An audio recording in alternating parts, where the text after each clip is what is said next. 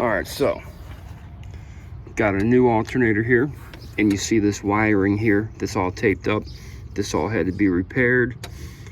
Got it secured away from the manifold. Let me hopefully you're able to see all that. Let me give you the backstory.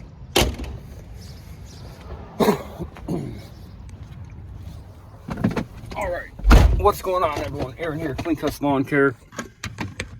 It is Saturday morning. I'm heading to the dump, but I wanted to show you that real quick.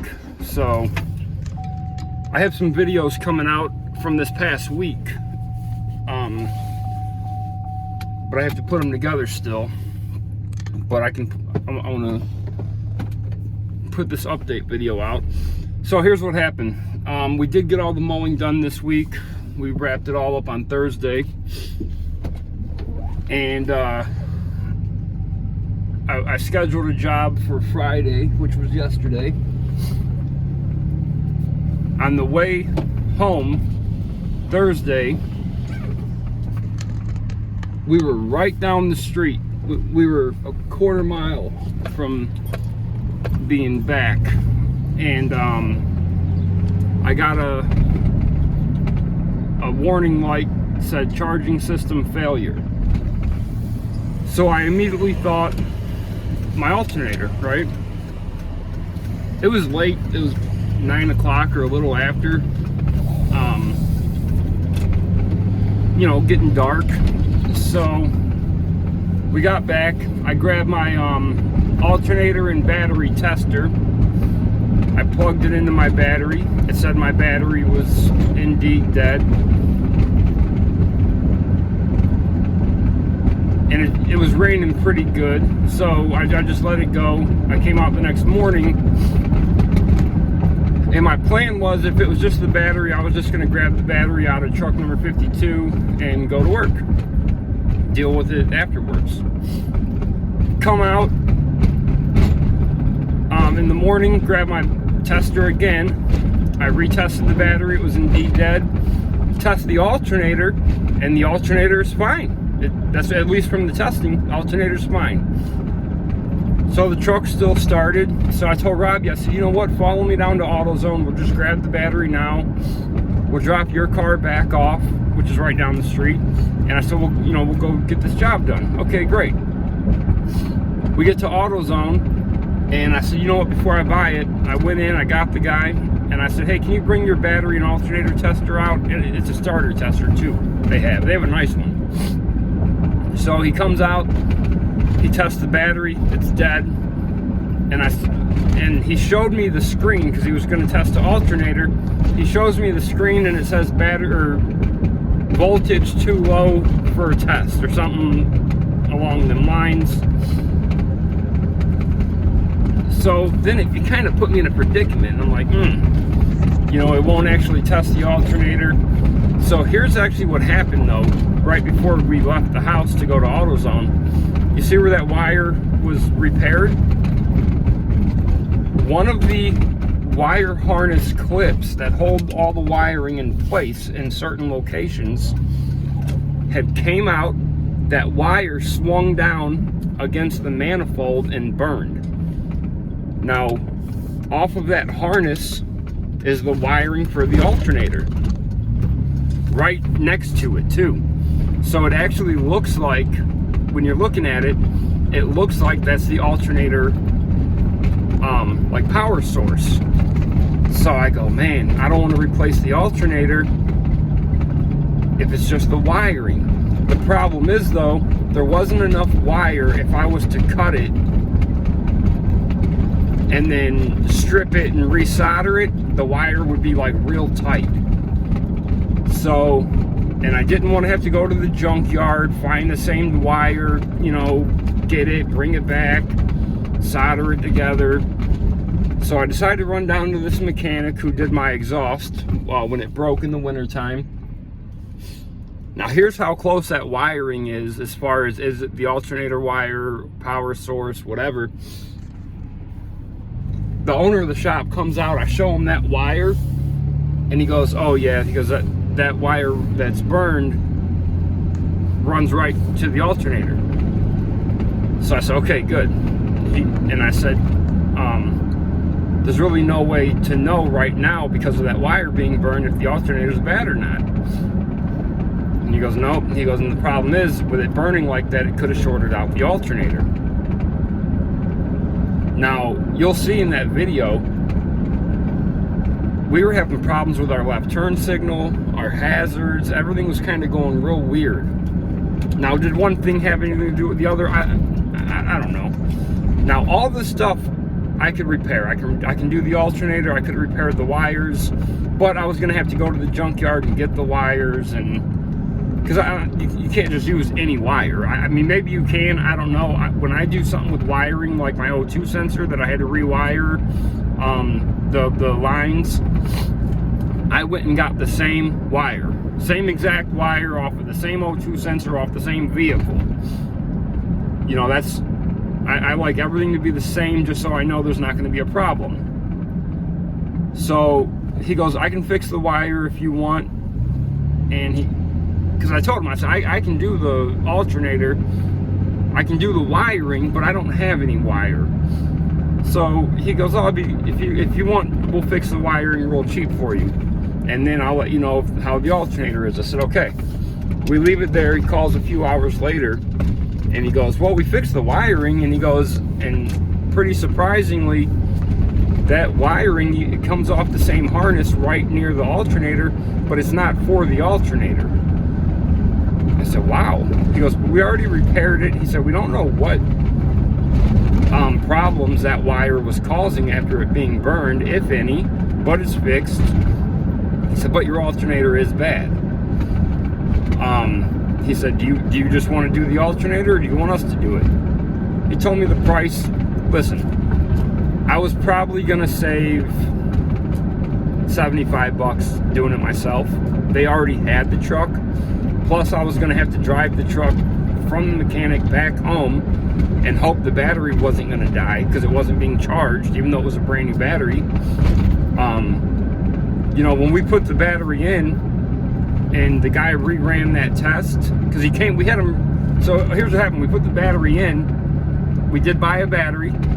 After that test, 2 tests showed the battery was no good. We did buy a battery, me and Robbie installed it. I told Robbie, go get the guy with his tester, I want him to come back out here. He plugged it back in, it said the same thing. Battery too low or voltage too low, whatever it was, to test the alternator. When he showed me that screen again, he was like, what the hell? I came around the truck and we already had the same warning light on. So that's why I said I was caught in the middle. Is it the wire, or is it the alternator, or is it both at this point? And I didn't want to replace, I didn't want, the alternator was $210 from AutoZone, but I don't want to replace the alternator if it's just this wire. You know what I mean? So that's why we ended up, I showed it to the mechanic. It even threw him off. He thought it was the wire running the alternator wire, or however you say it.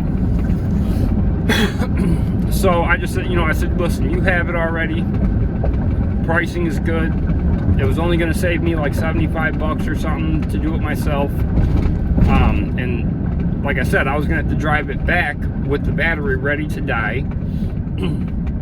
And then who knows, is that going to damage the battery? Could it? It's brand new. So, which, no matter what, we needed the battery. I was sweating all winter, because that was the original battery. We had never changed it since we bought this truck. So, never needed to. But this winter, I was worried. Every snow event that came, when I went down to start the truck, I was a little worried. Not that, worst case scenario, I take the other battery out of the other truck, or I just go buy one, but still, it's something you're constantly worried about. So that wasn't a big deal buying the battery. That was $200. Or two, whatever, I don't know, 15 to 20, I don't know what it was. A lot more than they used to be, I know that. So, yeah, they repaired the wire, they put the alternator in, Of course, by then it's almost 6 o'clock at night, so no job. But I mean, they got the, listen, this place, you guys know I do a lot of my own repairs, but the ones that I can't do, like when the exhaust broke in the wintertime, had it broke where both sides of the pipe are the same size, I was good. I would have had it fixed in no time myself. It broke where it wires off and separates, okay, coming on both sides. One side small, one side's big. No chance I'm gonna get that fixed myself, right? So I took it there. They had it fixed the same day and back to me. They were packed with vehicles too. When I went there yesterday, there wasn't even enough room for us to pull in the parking lot, and they got a pretty good sized parking lot. I had to park by the door. That's how busy they were. They had it back to me the same day, yesterday. I drop it off around 10 a.m., 9:30 a.m. I had it back 5:15 or something like that p.m. Amazing. Meineke in Parma, Ohio. Shout out to you guys. So yeah, I could have fixed it all myself. I would have had to make a junkyard run for the wires. If I would have tried to cut these wires, strip them, solder them back together, I don't know if it didn't seem to me that the wires were long enough to still have that extra play in them. You know what I mean? So that's why I would have had to run to the junkyard. Tell you what, the last time I went to the junkyard was when I had to pull out the fuse box and replace it for the cooling fan in my truck. Both of them have their own fuse box. There's 3 relays, I don't know, 3 fuses, and it was completely, this thing was rotted, basically. Relays were melting. It was a disaster. A wire had corroded off of it. So I went to the junkyard. The last vehicle I searched before I was going to leave, everything under the hood of this truck was mint. I wanted to take the whole engine out of this thing. I wanted to take everything under the hood and take it with me. That's how mint this thing was. It was the same year truck, same model truck. I think the body in the back was wrecked. But under the hood, oh my God. I wanted to just swap cabs, basically, right? I mean, you know what I mean. I'm just saying, I'm saying that's how good it looked under there. I took every fuse, every relay, everything I could get out of that truck and put it in Ziploc bags and took it with me. It's in my other truck, actually. I moved it to my other truck, or I would show you guys. Yeah, it's unreal how nice that the inside of the engine compartment looked. So anyway, doesn't matter if they fixed it, I fixed it. It's fixed. They gave me a great price. Now I'm running with a whole new charging system. Got a brand new alternator, brand new battery. For the life of this truck, those are things I now never have to worry about again. Like I said, shout out to Meineke, Parma, Ohio, on Ridge and Brook Park, specifically. So yeah, just wanted to give you guys an update. I'm rolling up to the dump right now. I'm not working today. We're gonna enjoy the weekend. I got not a big, but a decent sized landscaping job scheduled for Monday. We'll go back to mowing on Tuesday. We'll mow Tuesday through Friday. I'll probably do a couple small jobs on Saturday, or one decent sized job. The jobs are coming in. The jobs are definitely coming in now, mainly trim jobs. You know, shrubs, things like that. So, you know, it's going. What can you do? And I told Vicky, because you know she said too, she's like, oh, get it fixed, everything's good. She was happy with everything. You know, we're not going to worry about battery, not going to worry about an alternator anymore. The wiring was just a coincidence, pretty much, that it happened at the same time, because it definitely wasn't like that days prior. you know, because I'm under the hood all the time, checking oil, transmission fluid, brake fluid, everything, all fluids. I'm going to make a video of if you're going out to buy a used vehicle, not that I'm a mechanic, of course, but you know, if you're going to go out and buy a used truck or used vehicle or whatever to start your business, things that you should look for when you go to purchase the vehicle.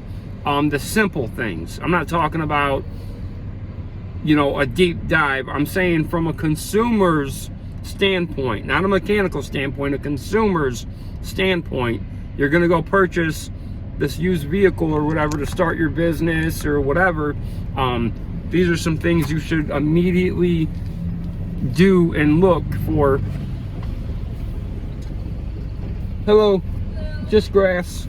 Alright, come back. Okay. Alright, so yeah, I'm gonna make this video basically, like I said, from a consumer standpoint. What, you know, if you're gonna buy a used, obviously I'm gearing it more towards, you know, guys who are starting a lawn care or landscaping business, and you know, you're out there trying to get your truck and equipment. You know, you're searching Facebook, and maybe people, I don't know if people still buy stuff on Craigslist. You know, the more I thought about it, I actually found both of my trucks on Craigslist. It wasn't Facebook as I originally thought it was. It was for sure Craigslist. But either way, right? You're looking for your used truck or your used whatever to get your business off the ground. What should you look for? Things that you know. So I'm gonna make that video.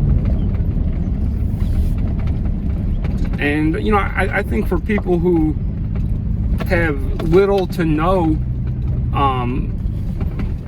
mechanical insight, you know, which we've all been there, unless you're a damn mechanic, we've all been there.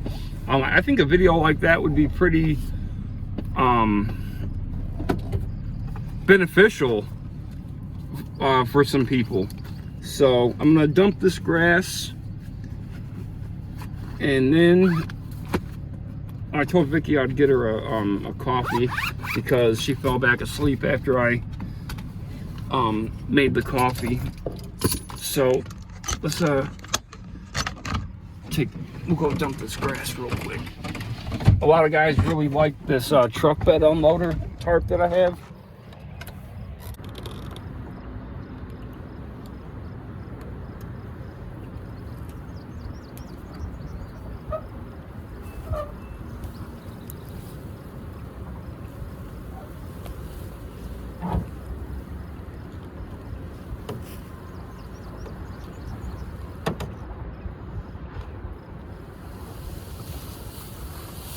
That's really it.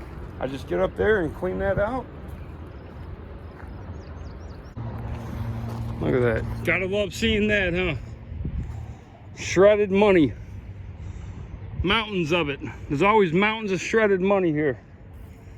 Here, for anyone who thinks it's not shredded money, it's shredded money, okay? Now, some people will say, no, Aaron, they shredded it, they reprinted new money, and they put it back into circulation. I know, I know. Okay, you're right. Look, more mountains of it over here. Look at that. Shredded money, baby. So, I always say, it always comes to my mind, like when you see, and there's more over there too, mountains of it. So when you see all this money, it just always comes to my mind where it's like, government, we can't afford universal health care. We don't have the money. We know there's homeless veterans. We don't have the money to house them. I know there's starving kids in America. We can't afford to feed them. But they find money to send overseas. Your money, my money. Our money, right there. We can't keep schools open. We don't have the money.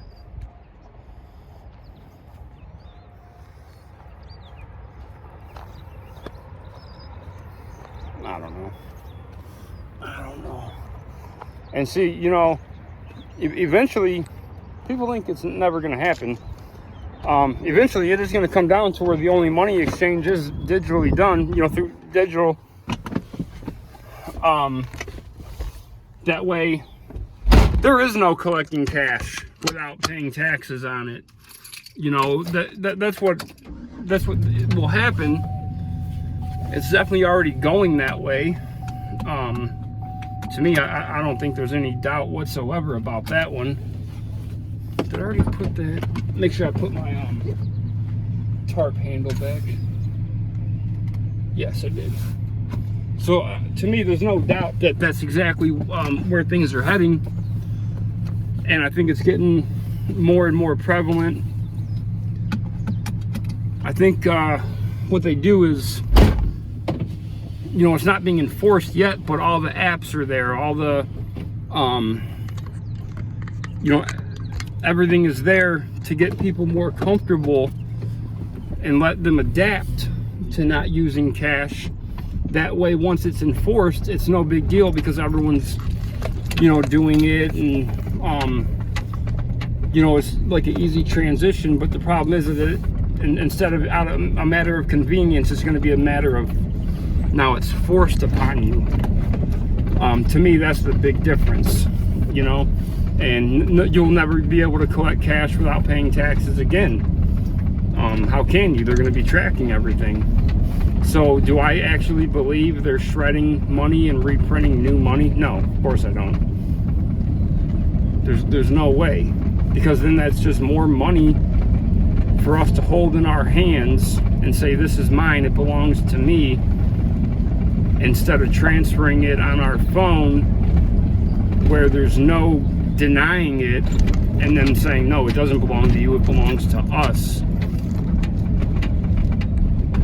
We'll give a portion of it to you, but you know, you owe us this amount. And that's why I think, you know, all these dumps, anywhere there's a, you know, government agency dealing with their money, and you go to a place like this, you're going to see money all the time. I wish I could glue it back together. I know that much. I would too. You know how many millions of dollars was up there right now? Who knows? Who knows? A lot. That's how much. So, all right, guys. I don't know. I'm just kind of bouncing around now. So, there are some videos coming out from this past week.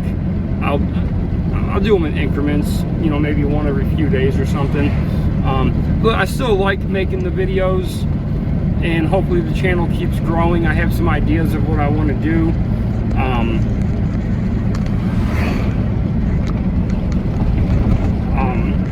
Eventually, I'll tell you what, if we ever hit like even in the 10,000 subscriber mark, everyone wants to sell merch and stuff. I have some really good ideas as far as the merchandise goes, and it's merchandise that a lawn or landscaping business would buy. It's not stuff that says Clean Cuts Lawn Care. To me, it's like, well, yeah, maybe you offer one of those if someone wants to support your channel and stuff. But me, I would want to buy, like, okay, like Victory Outdoor Services. I'm a huge fan of them. Vicky even likes them. So I got a hoodie and a hat and a shirt. Vicky got it for me for Christmas. But to me, I would rather have merchandise that any lawn care or landscaping business could buy, and whatever is on the shirt applies to them. They could wear it out in front of their customers, and their customers would, you know, it would be like a generalized thing. Of course, I'm not going to say my ideas because I don't want you stealing them because they're pretty cool. I ain't gonna lie. I mean, I'm a cool dude. My ideas are pretty cool. It goes hand in hand. You know what I mean? So, all right, guys, if you like the video, hit like, subscribe to the channel, leave a comment down below. Let me know everything I'm doing wrong, and keep them edges clean, boys. I'm out.